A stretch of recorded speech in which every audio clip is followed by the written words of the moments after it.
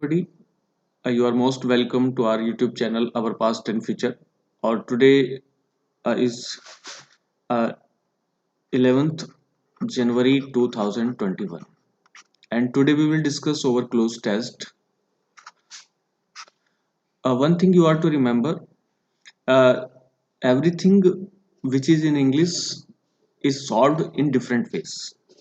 Sentences errors you will solve in different way. Closed test you will solve it in different way.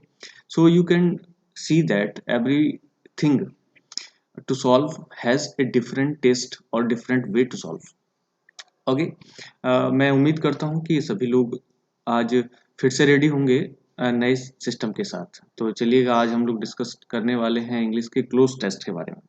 साथियों, इसके तरीके होते हैं कुछ, तो मैं एक छोटी सी बात बता देता हूँ। हालांकि कभी बाद में फुर्सत से हम चर्चा करेंगे डिटेल्ड, क्योंकि यहाँ हम लोग प्रैक्टिस कर रहे हैं तो हमें उतनी ज़्यादा बात नहीं करनी है। साथियों, एक बार आप मोटा मोटा इस पैसेज को पढ़ लें अगर क्लोज टेस्ट आप कर रहे हैं तो पहला काम आपको यही है कि मोटा मोटा एक जनरल कंक्लूजन आप इस पे ले लें। तो जब आप मेरे साथ इसको कर रहे होंगे तो सबसे पहले वीडियो को पॉज करके एक बार इसको पढ़ लें, क्योंकि मैं तो पढ़ चुका हूँ लिखते हुए। और इसका एक जनरल एसेंस जो सार है वो आप इसको निकाल करके रखें। तो चलिएगा, बिना किसी देर करके चलते हैं। ऑप्शन नीचे रखे हुए हैं और एक क्लोज टेस्ट में 10 सवाल हैं। अर्नेस्ट हेमिंगवे वाज, एक ब्लैंक स्पेस बनाया गया है, of American most beloved others. देखो, वन ऑफ, आगे जो भी चीज हमें जोड़नी होती है वन ऑफ के साथ, उसमें क्या होता है कि हम बहुत सारे लोगों में से कोई एक निकाल लेते हैं। अब वो कौन से बहुत सारे लोग हैं आगे आपको रखने होते हैं। जैसे वन ऑफ द टीचर्स, इस बात का आपको ध्यान रखना है कि जब भी आप अगला शब्द इस्तेमाल करेंगे वो प्लूरल होना चाहिए, मतलब उसकी संख्या एक से ज्यादा। तो one of the teachers, one of the supermans, one of the things, इस तरीके से। तो यहाँ पे भी देखिएगा, Ernest Hemingway was one of the American most beloved authors. Most beloved ये एक्स्ट्रा चीज दी गई है। अथर्स कहाँ से लिया गया है? अथर से। तो यहाँ क्या आ जाएगा? One of the most beloved authors. He was born in 1898। वो जिस सन में भी हुआ इसकी कोई दिक्कत नहीं है, वो जमना। Khalistan world war first. तो ऑप्शन आपको दो देखने हैं। ड्यूरिंग है, जब आपको अगर सीधे दिख रहा हो तो आप सीधे ऐसे फिल कर दीजिए जैसे हमने फर्स्ट ऑप्शन कर दिया। दूसरा अगर नहीं दिखता है तो आप इसमें देखिएगा ऑप्शन में, ड्यूरिंग, फोर, इन, एट। अब इसमें लिखा है world war first. For reason show करने के लिए होता है, इन पोजीशन और एट भी पोजीशन शो करने के लिए होता है। लेकिन यहाँ लाइन को पूरा पढ़ें एक बार। World war first he served a volunteer ambulance driver in Italy. देखो, यानी कि वो बात ऐसी हो रही कि उसके दौरान पूरे वर्ल्ड वार के वो कैसे रहा, एक फ्री सेवक रहा। वॉलंटियर बोलते हैं जो कार्यकर्ता होते हैं। एम्बुलेंस ड्राइवर मतलब निःशुल्क सेवा उसने की ड्राइवर के तौर पे। तो यहाँ पे आप देखेंगे कि ऐसा शब्द जो ड्यूरेशन को शो करे, लंबे पीरियड को शो करे, तो हम उसके लिए ड्यूरिंग शब्द लगाते हैं। तो यहाँ पे क्या आ जाएगा? During. During world war first, उसने पहले वर्ल्ड वार के दौरान कैसे सर्व किया? ही सर्व्ड। यहाँ पे ऑप्शन देखना है नंबर 3। कैसे करना है? बिकमिंग देखो कोई ऑप्शन नहीं, वर्किंग कोई ऑप्शन नहीं, ही सर्व्ड पहले ही लगा हुआ है क्योंकि एक्शन तो आ चुका है, क्रिया। अब यहाँ पे बात करनी है लाइक और एस। साथियों, मैं यहाँ पे चाहूंगा कि आप लोग इस चीज को होमवर्क रखें। ये सवाल आज का होमवर्क रहेगा, क्योंकि ये थोड़ा सा डिटेल्ड है। कभी फुर्सत से बताऊंगा कि एज और लाइक में डिफरेंस क्या होता है। और अगर ये आप ही लोग कर सकते हैं तो बहुत अच्छी बात है। आप नीचे कमेंट बॉक्स में लिख करके बताएं। लेकिन मैं एज और लाइक को डिफाइन करते हुए किसी दिन विशेष चर्चा करूंगा, तो आप तब समझ जाना। फिलहाल जो भी आएगा आप भर दीजिएगा। उसने एक वॉलंटियर तरीके से, एम्बुलेंस ड्राइवर के तरीके से इटली में काम किया, और बाद में later served in the Italian infantry. Number 4 पे आओ। वाइल। वाइल तो कंट्रेरी से होता है, जब दो चीजें उल्टी उल्टी होती हैं। कंट्रेरी मतलब एक कुछ कहता जाता है, दूसरा उसका उल्टा होता है, तब। देन कंपेरेटिव होता है, एंड दो वाक्यों को जोड़ता है, व्हेन टाइम को शो करता है और जोड़ता भी। यहाँ देखिएगा, पहले उसने क्या किया? पहले उसने ये काम किया ड्राइवर के रूप में, एंड, और बाद में भाई उल्टा नहीं दिखा रहा ना सो, यहाँ पे न तुलना कर रहा है ना समय शो कर रहा है, ये बता रहा है दो सेंटेंस को सिंपली जोड़ने के लिए। And later served in the Italian infantry. Italian infantry एक शब्द आ रहा है, इन्फेंट्री, ये हमारी जो होती है पैदल वाली सेना होती है। जैसे हम नेवी वाली जो पानी में काम करती है उसको नेवी बोलते हैं, और जो एयरफोर्स पे होती है उसको हम एयर आर्मी बोलते हैं, एयरफोर्स बोलते हैं। और ऐसी जो पैदल होती है थल सेना उसे हम इन्फेंट्री बोलते हैं। Hemingway, Khalistan, badly bounded. अब देखिएगा थोड़ा सा इस पे बात करते हैं। बाउंडेड, साथियों आपको ध्यान रखना है, name, occupation,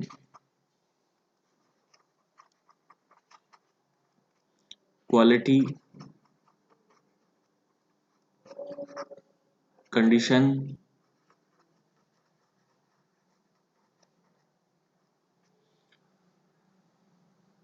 name, occupation, quality, condition और रिलेशन, इन 5 चीजों को आपको ध्यान रखना है। ये वो चीजें हैं जो हमारे यहाँ पर या हम लोगों के तरीके से ये नॉन एक्शन कही जाती हैं, और इनसे पहले यूज होना चाहिए किसका, बी का।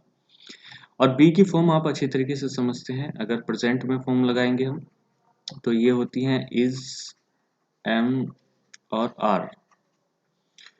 पास्ट की बात करें तो ये होती हैं वाज और बर।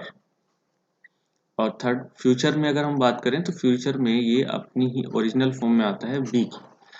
तो आपको ध्यान रखना है कि जब भी नेम, ऑक्यूपेशन, क्वालिटी, कंडीशन और रिलेशन ये चीजें आएंगी, किसी भी चीज की ये सारी चीजें बताई जाएंगी तो उससे पहले बी का आना जरूरी है। जैसे एक एक उदाहरण में देता हूँ।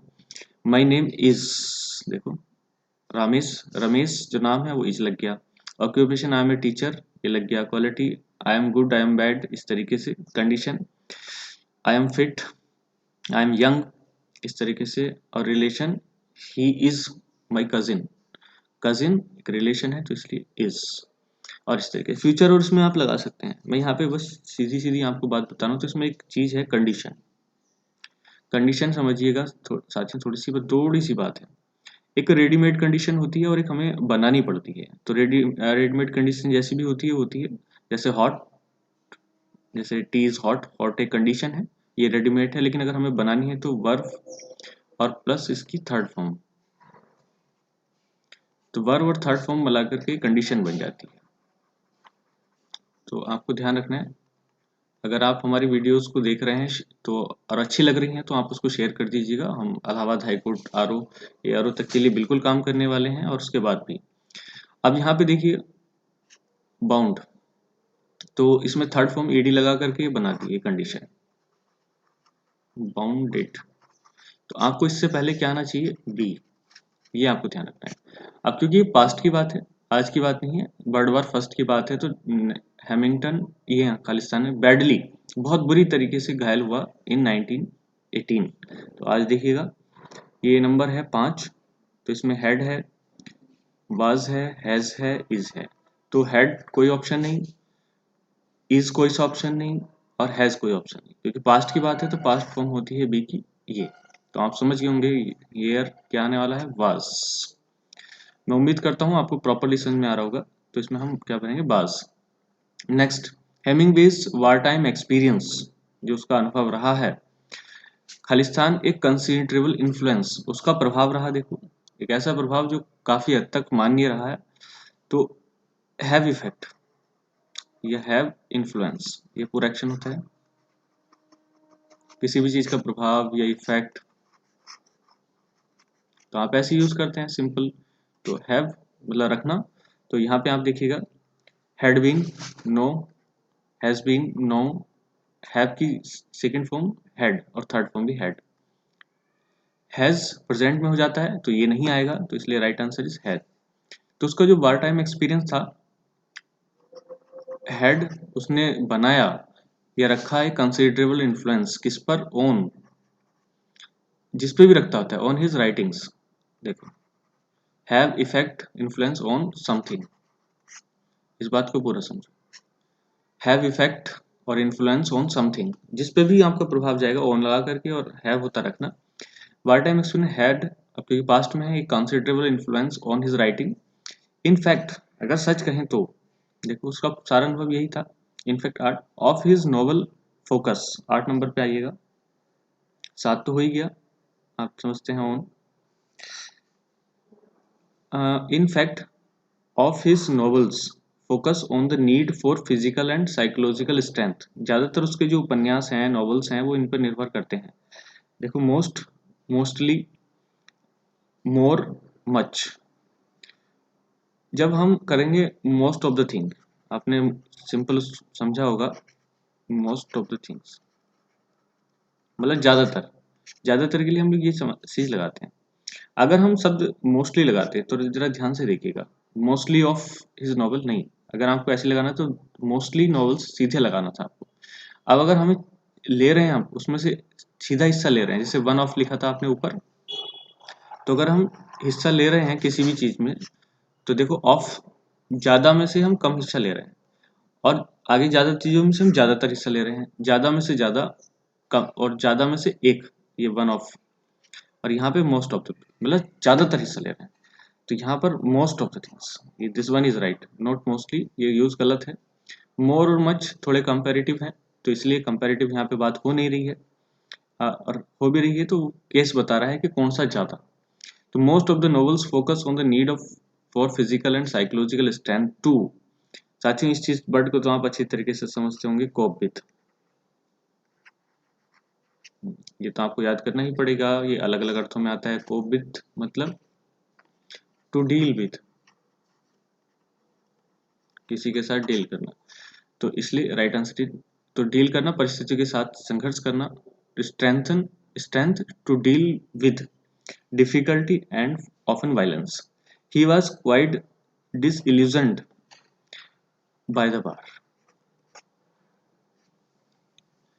अब बाय द बार तो बाय साधन होता है, क्योंकि डिसइल्यूजनड हुआ वो व्यक्ति किस चीज से हुआ, तो उसके लिए प्लेस नहीं बताना, इन नहीं बताना, एट भी प्लेस को शो करते हैं।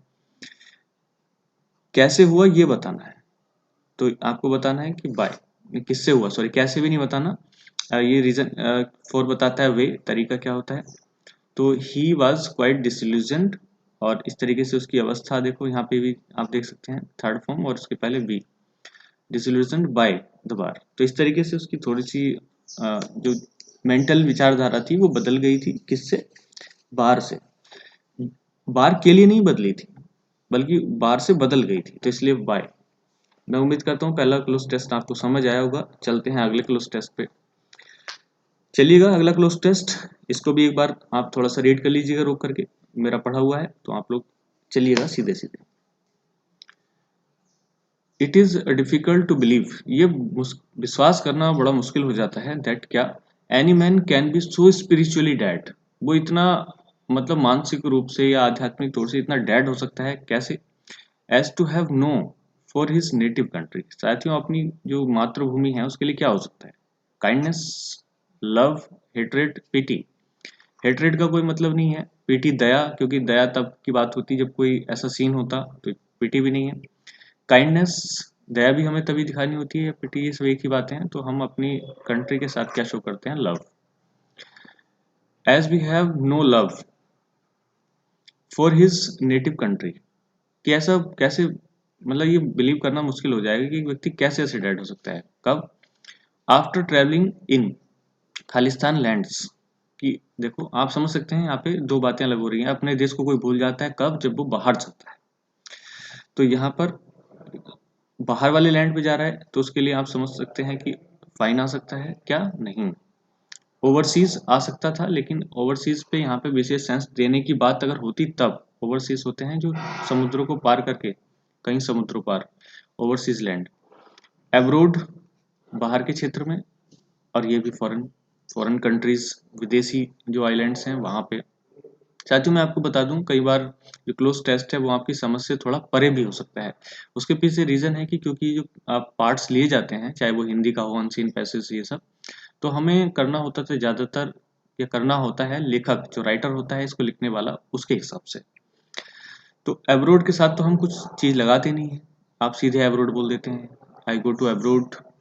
लेकिन ये आपको लगाना होता है फॉरेन कंट्रीज, फॉरेन ये, तो इस तरीके से जो राइट आंसर अब्रोड ना हो करके आपका क्या होगा, फॉरेन।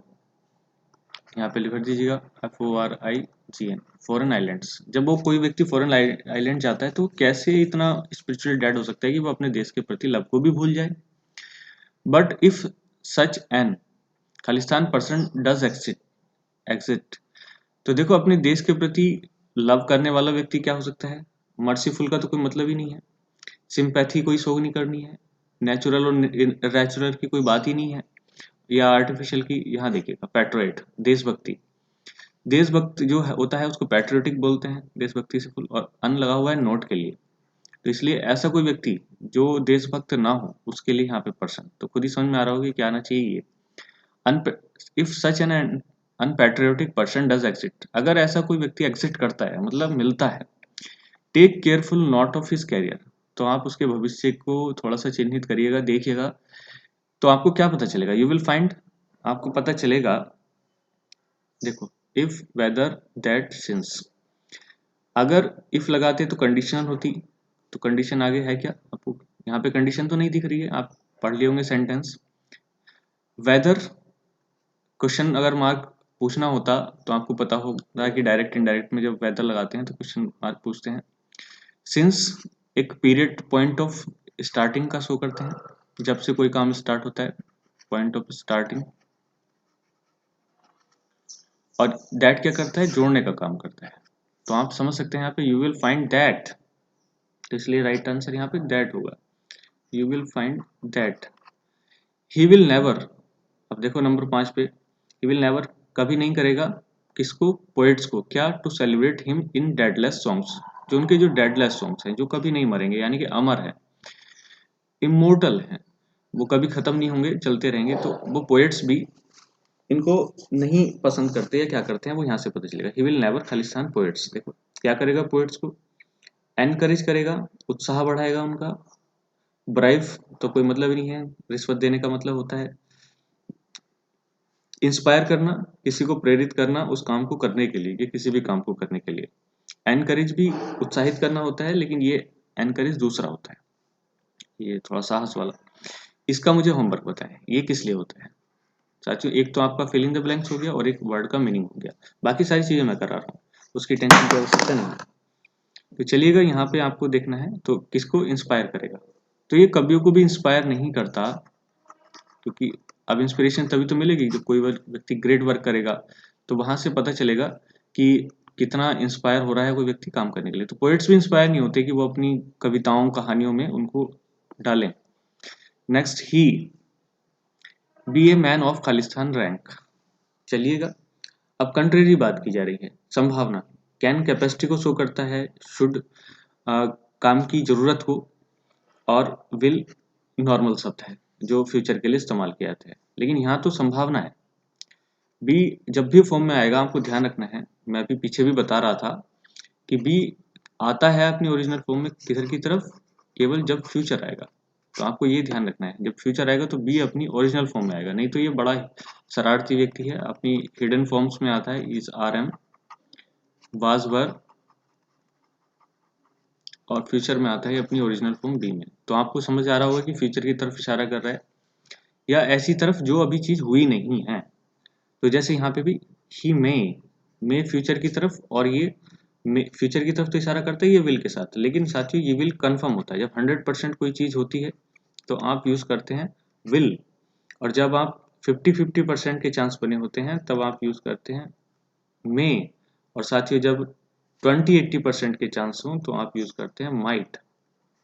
समझ के बात को, जब चांस किसी काम के होने के फुल हैं, जैसे मैं आऊंगा तो I will come, 100% chance will, 50-50% chance हो रहे हैं तो आई मे, संभावना कम है थोड़ी सी, आ भी सकता हूँ नहीं भी आ सकता हूँ। और जब बिल्कुल ही कम चांस है आने के और ना आने के 80%, तो आप यूज करते हैं आई माइट कम। तो यहाँ पे संभावित है, कंफर्म नहीं है। He may be a man of, ये हो सकता है व्यक्ति क्लासिक, हाई, फर्स्ट, स्मार्ट। तो देखो आप समझ सकते हैं कि एक high, he may B man of high rank, उच्च रैंक का वो व्यक्ति हो सकता है। अब आप इन शब्दों पे विचार करें, क्लासिक तो ये तो ट्रेडिशनल होता है, फर्स्ट रैंक पहली रैंक का व्यक्ति हो, यहाँ पे बात फर्स्ट सेकंड थर्ड की नहीं हो रही, काउंटिंग की बात हो रही है कि कौन सी रैंक है, ऊंची रैंक का है या नीची रैंक का है। इसलिए स्मार्ट रैंक कुछ स्पेशल होती नहीं है नॉर्मली, तो आपको ध्यान रखना है हाई रैंक।